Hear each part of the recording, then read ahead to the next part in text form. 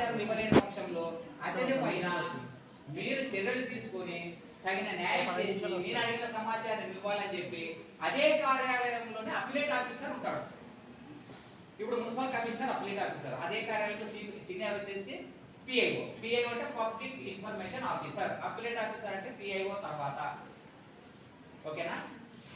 ఆ విధంగా 6-1 దరఖాస్తు చేసి ఉంటావు, అతడు ఇక్కడే 6-2 అనేది ఒకటి వస్తుంది. ఏంటి కంపెనీకి సమాచారం అని అడిగినాను అనుకో, అట్లా అడిగే హక్కు లేదు.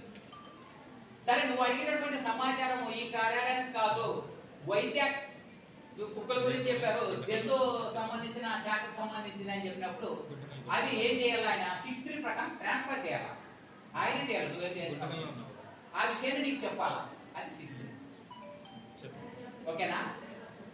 ఆ విధంగా 6-3 అనేది మనకి సెక్షన్ 6లో దరఖాస్తు విధానం తెలుసు. ఇంకా 7 వచ్చేసి 30 రోజుల్లో సమాచారం ఇవ్వకపోతే తిరస్కరించినట్టు లెక్క.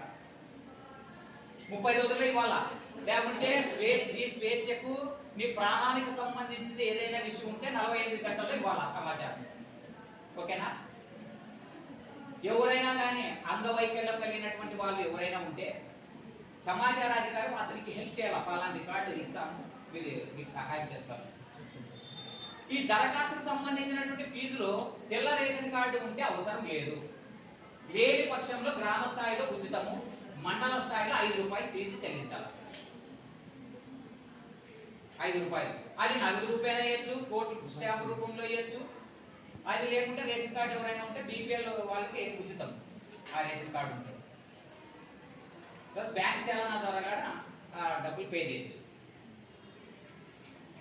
తర్వాత వచ్చేసి ఈ ఎవరైనా 30 రోజులు అన్నాం కదా, 30 రోజుల తర్వాత సమాచారం ఇవ్వలేని పక్షంలో ఆ సమాచారాన్ని అంతా కూడా ఉచితంగానే ఇవ్వాలి. ఇంకా నువ్వేమీ పే చేయాల్సిన అవసరం లేదు. 30 రోజుల లోపల ఒక్కొక్క కాపీకి 2 రూపాయలు అవుతుంది, ఆ ఫీజు చెల్లించాలి, వాళ్ళు చెప్తారు. తర్వాత 8-9 సెక్షన్లు వచ్చేసి మన దేశ భద్రతకు సంబంధించినటువంటి విషయాలు. అదేవిధంగా సెక్షన్ 24 కూడా ఇంటెలిజెన్స్ సంబంధించి ఉన్నాయి కొన్ని, వాటిని పౌరులకి చెప్పదు.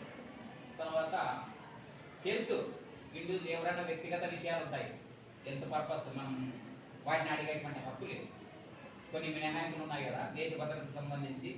తర్వాత క్యాబినెట్ నిర్ణయాలు జరుగుతూ ఉంటాయి, వాటి విషయాలు. న్యాయ శాఖ పరిధిలో ఏవైనా స్టే నిలుపుదల ఉత్తర్వులు ఉంటే వాటిని, కోర్టు ధిక్కరించేటువంటి ఆ సమాచారం ఇవ్వకూడదు అంటే వాటిని, అవన్నీ ఇవ్వకూడదు. 8-9 తెలియజేస్తాయి.